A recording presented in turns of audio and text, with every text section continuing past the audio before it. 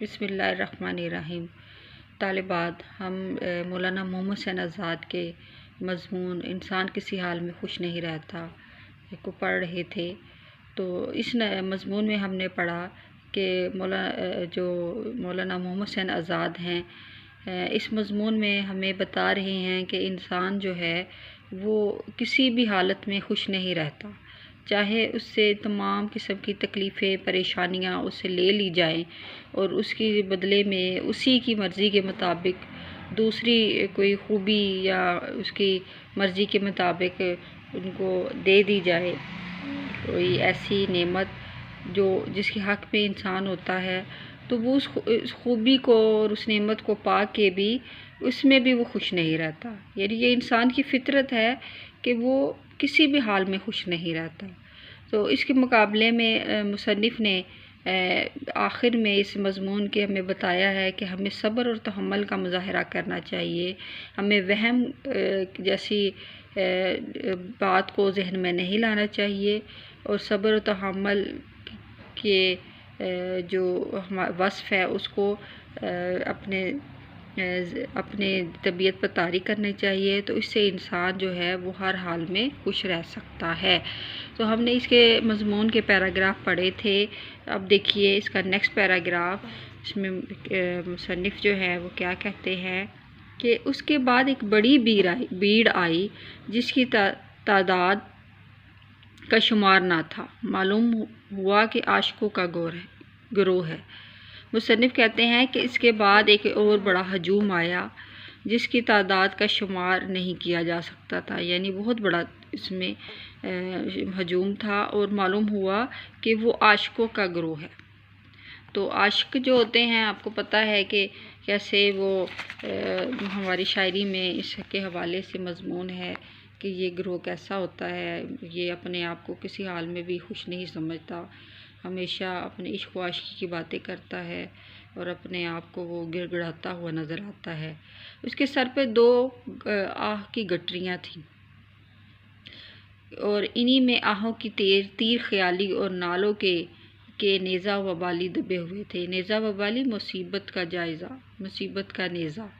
آہ یعنی ان کے دکھ درد، تیر خیالی یعنی تیر جیسے خیال، یعنی نشتر جیسے خیال، تو وہ مصیبتوں کا اپنا گٹھر اور اپنی آہوں کا گٹھر اس ہجوم میں اور اس میدان میں جہاں پہ اس کو اکٹھا کیا جا رہا تھا مصیبتوں کے ڈھیر کو، وہ اس میں پھینکتے ہیں۔ اگرچہ یہ لوگ مارے بوجھ کے اس طرح درد سے آہیں بھرتے تھے کہ گویا اب سینے ان کے پھٹ جائیں گے۔ کہتے ہیں کہ وہ عاشقوں کا جو گروہ تھا وہ اتنے اپنے بوجھ کے تلے دبے ہوئے تھے اور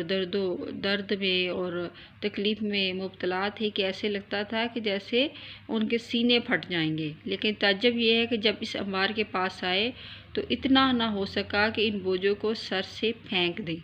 یعنی وہ جو عاشقوں کا گروہ تھا وہ اپنا بار اپنا سر پہ لیے، اپنے آہوں کا بار، مصیبتوں کا بار لے کے آئے، لیکن اس بار کو، اس بوجھ کو وہ اس ڈھیر میں نہ پھینک سکے، بلکہ ویسے کے ویسے ہی وہ واپس چلے گئے۔ کچھ جدوجہد سے سر ہلا، مگر جس طرح لدے ہوئے آئے تھے اسی طرح چلے گئے۔ یعنی تھوڑی تھوڑی مشقت کر کے انہوں نے سر ہلانے کی کوشش کی اور اپنے بوجھ کو پھینکنے کی اس ڈھیر میں کوشش کی، لیکن وہ اس میں کامیاب نہ ہو سکے اور جس طرح آئے تھے اسی طرح واپس چلے گئے۔ یعنی اپنی مصیبتوں کو، اپنے ڈھیروں کو واپس اپنے ساتھ لے چلے گئے۔ بہت بڑیاں دیکھیں، بڑیاں بڑی عمر کی عورتیں دیکھیں کہ بدن کی جریاں پھینک رہی تھیں۔ یعنی بڑی عورتوں کو جوانی کا شوق ہوتا ہے تو وہ اپنے بڑھاپے کو چھوڑ کر چلی گئیں۔ چند نوجوان اپنی کالی رنگت، کچھ موٹے موٹے ہونٹ اور اکثر ایسے میلے جمے ہوئے دانت پھینکتے تھے کہ جنہیں دیکھ کر شرم آتی تھی۔ مصنف کہتے ہیں کہ اس میدان میں جہاں پر تمام عیبوں کا جو انبار لگا ہوا تھا، ان میں لوگ جو ہے اپنی عیبوں کو، اپنی خامیوں کو پھینکتے چلے جا رہے تھے۔ تو ان میں کچھ نوجوان اپنے کالے رنگ کو پھینک رہے تھے، کچھ جو ہے اپنے موٹے موٹے ہونٹوں کو پھینک رہے تھے، یعنی وہ ان کو بدنما لگتے تھے۔ اکثر جو ہے وہ اپنے میلے کچیلے دانتوں کو پھینک رہے تھے، وہ اتنے میلے اور گندے تھے کہ ان کو دیکھ کر شرم آتی تھی۔ مگر مجھے حیرت یہی ہے، یعنی مصنف کہتے ہیں کہ مجھے تعجب اس بات کا ہے کہ اس پہاڑ پر سب سے زیادہ جسمانی عیب تھی، یعنی جسمانی طور پر عیبوں کو پھینکا جا رہا تھا۔ مصنف کہتے ہیں کہ مجھے عیب تھا، مجھے یہ اس بات کا تعجب تھا کہ لوگ اور چیزیں کیوں نہیں پھینک رہے، یعنی صرف جسمانی عیب کو کیوں پھینک رہے ہیں۔ وہ اپنی عقل کی کمزوری اور اپنی جو ہے یعنی اور طرح کی خوبیوں کو یا خامیوں کو کیوں نہیں وہ دیکھتے۔ ایک شخص کو دیکھتا ہوں کہ اس کی پیٹھ پر بھاری سے بھاری اور بڑے سے بڑا بوجھ ہے،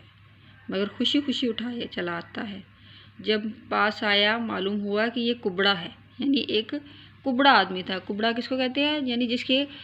پیٹھ کے پیچھے یعنی کب نکلا ہو، تو کبے کو کہتے ہیں کبڑا۔ تو وہ کہتے ہیں خوشی خوشی آ رہا تھا اور وہ اپنے جو کبڑے پن کو ہے وہ اس ڈیر میں پھینک رہا تھا، اور ایک آدم ذات کے انبار رنج و الم میں اپنے کبڑے پن کو پھینک آیا تھا،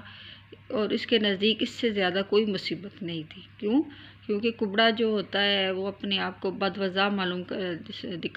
دکھائی دیتا ہے، اور وہ دوسروں کے سامنے بھی وہ اس میں شرم محسوس کرتا ہے۔ تو اپنے کبڑے پن کو اس کبڑے نے پھینک کر بہت زیادہ خوشی محسوس کی۔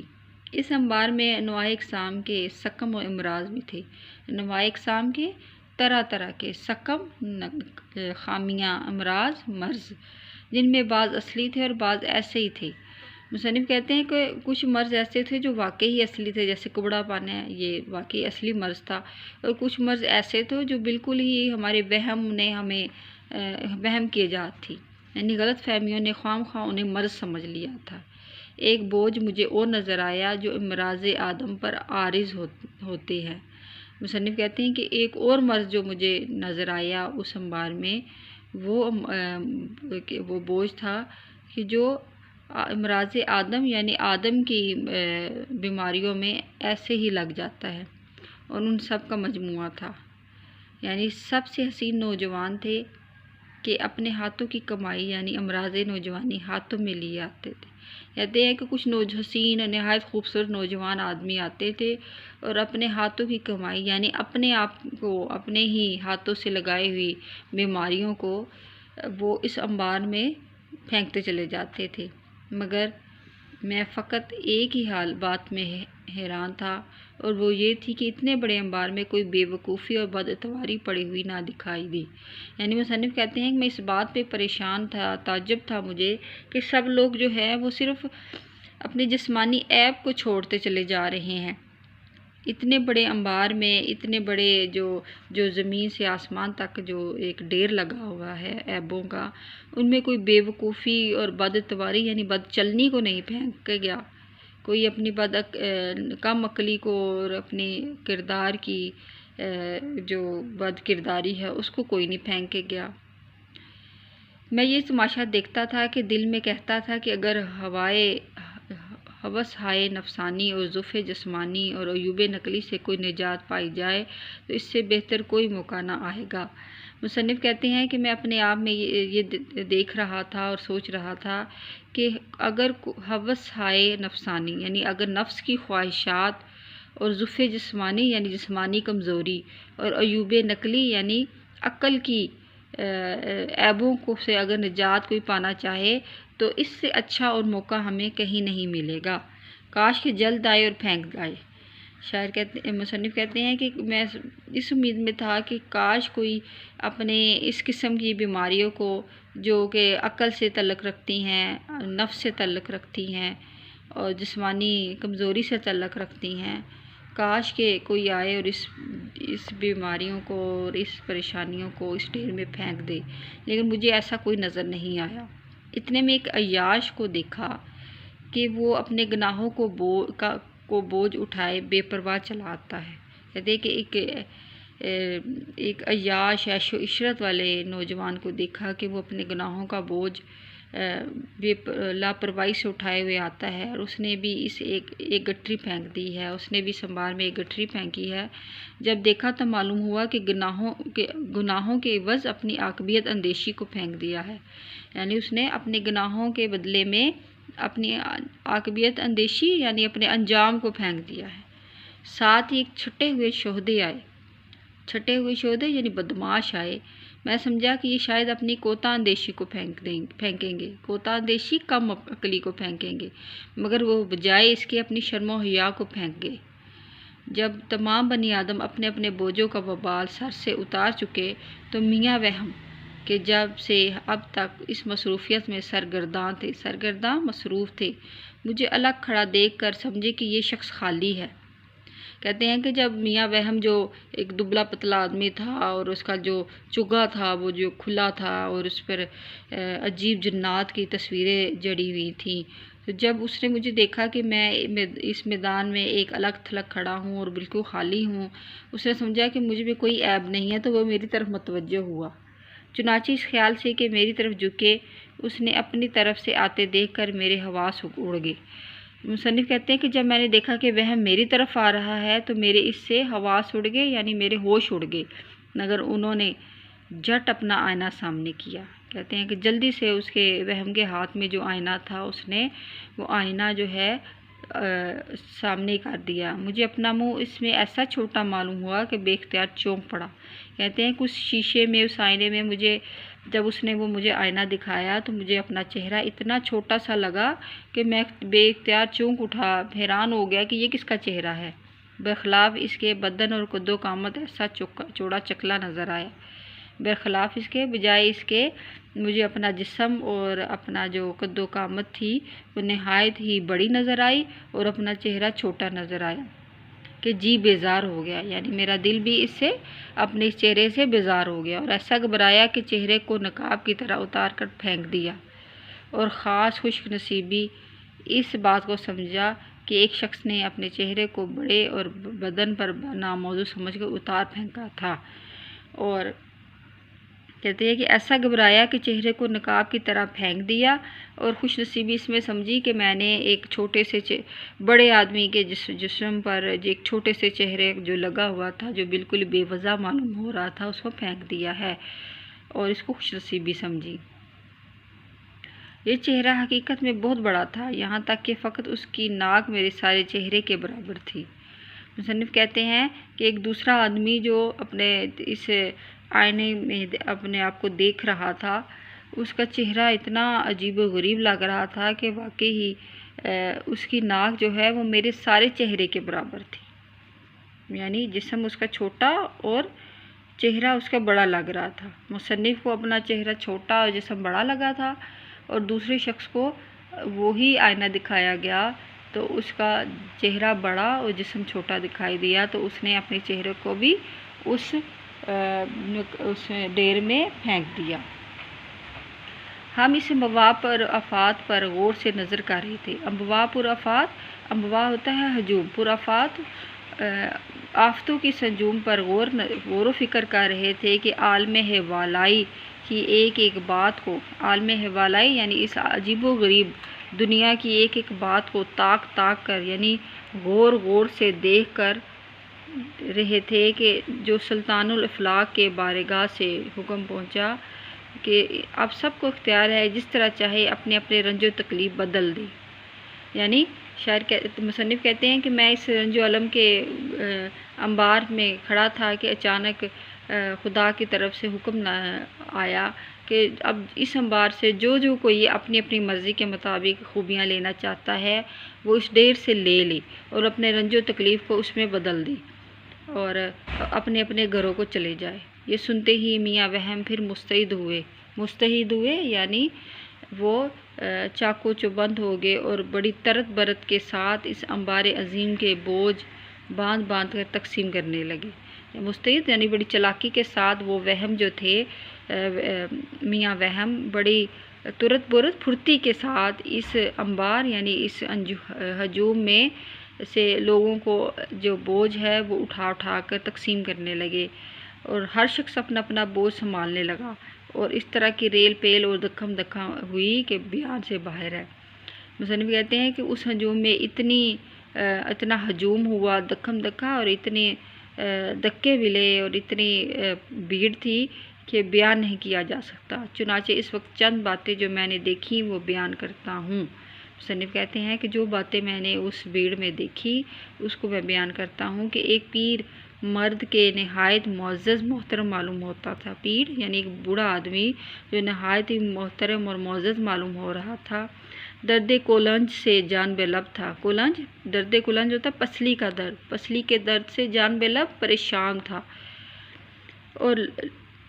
لا اولادی کے سبب سے اپنے مال و املاک کے لیے ایک وارث چاہتا تھا۔ چونکہ وہ پسلی کا درد بھی تھا اور لا اولاد بھی تھا، تو اس نے اپنے مال و دولت کے لیے ایک وارث کی خواہش کی، اور اس نے درد مذکور پھینک دیا، یعنی اپنے پسلی کے درد کو پھینک کر ایک خوبصورت نوجوان لڑکے کو لے لیا، بغیر لڑکے کی نابکار گو نافرمائی۔ نابکار یعنی لڑکا بدکار تھا، نافرمان تھا، اور سرکشوری اور سرکش تھا، جس کے سبب سے دکھ ہو کر پریشان ہو کر اس کے باپ نے اس کو چھوڑ دیا تھا۔ یعنی اس ڈیر میں وہ لڑکا اپنی نافرمانی اور اپنی سرکشی کی وجہ سے آیا تھا، اس کے باپ نے اس کو اس انبار میں پھینکا تھا۔ تو وہ جو بوڑھا آدمی تھا، وہ جو پسلی کے درد سے پریشان تھا اور بے اولاد بھی تھا، اس نے اس لڑکے کو لے لیا۔ چنانچہ اس نالائق لڑکے نے آتے ہی جٹ بڈھے کی داڑھی پکڑ لی، یعنی اس نوجوان لڑکے نے اس آدمی کی داڑھی کو پکڑ لیا اور سر توڑنے کو تیار ہو گیا۔ اتفاقاً برابر ہی لڑکے کا حقیقی باپ نظر آیا، یعنی اس کے ساتھ ہی اچانک لڑکے کا جو اصلی باپ تھا وہ نظر آیا کہ اب وہ درد کلنج کے مارے لوٹنے لگا۔ یعنی اس نے لڑکے کے بدلے میں درد کلنج لے لیا تھا، پسلی کا درد لے لیا تھا، تو وہ اس کی وجہ سے لوٹ پوٹ ہو رہا تھا، یعنی پریشان ہو رہا تھا۔ چنانچہ بڈھے نے اس سے کہا کہ برائے خدا میرا درد کلنج مجھے پھیر دیجیے۔ یعنی جس لڑکے نے جس بڈھے کی داڑھی کو پکڑا تھا، اس نے اس کے حقیقی باپ کو کہا کہ اللہ کے واسطے اس لڑکے کو مجھ سے لے لیجئے اور میرا پسلی کا درد مجھے واپس دے دیجئے، اور میرا عذاب اس سے بڑا 1000 درجے بہتر ہے۔ کہتے ہیں کہ اس نافرمان لڑکے سے میرے پسلی کا درد زیادہ بہتر ہے، مگر مشکل یہ ہوئی کہ یہ مبادلہ اب پھر نہ ہو سکتا تھا۔ یعنی مشکل یہ ہوئی کہ اب یہ تبدیلی دوبارہ نہ ہو سکتی تھی، یعنی یہ تبادلہ مشکل تھا، کیونکہ اپنی مرضی سے لوگوں نے اپنے دکھوں کو پھینکا تھا اور اس کے بدلے میں دوسری چیزیں لی تھیں، تو لہٰذا ان کا پھیرنا ایک دوسرے کے لیے مشکل ہو گیا۔ ایک بیچارہ جہازی غلام تھا، اس نے قید زنجیر اور جہازی محنت کی تکلیف سے دک ہو کر اس عذاب کو چھوڑا تھا۔ یعنی جہاز میں ایک قیدی تھا اور اس نے زنجیروں کی قید سے اور جہاز کی محنت اور مشقت سے تنگ آ کر اس نے اس عذاب کو چھوڑ دیا تھا، اپنی غلامی کو، اور جولے کے مرض کو لے لیا تھا۔ جولے یعنی اعضاء کا ہلنا، یعنی اعضاء کے ہلنے کے مرض کو اس کی جگہ لے لیا تھا اپنی قید اور اپنی غلامی کے بدلے میں۔ اسے دیکھا کہ 2 قدم چل کر بیٹھ گیا۔ مصنف کہتے ہیں کہ میں نے اس قیدی کو دیکھا تو وہ 2 قدم ہی چلا تھا کہ پھر بیٹھ گیا، اور سر پکڑے منہ بسور رہا تھا، اور سر پکڑ کر اپنا منہ جو ہے وہ بنا رہا تھا کہ یہ میں کس مصیبت میں مبتلا ہو گیا ہوں، میں تو اس جہاز کا غلام اور زنجیروں کا قیدی ہی بہتر تھا بجائے اس مرض کے جو میں نے لے لیا ہے۔ تو عزیز طالبات، آج کے لیے اتنا ہی کافی ہے، اگلے لیکچر میں ہم مزید پڑھیں گے۔ اللہ حافظ۔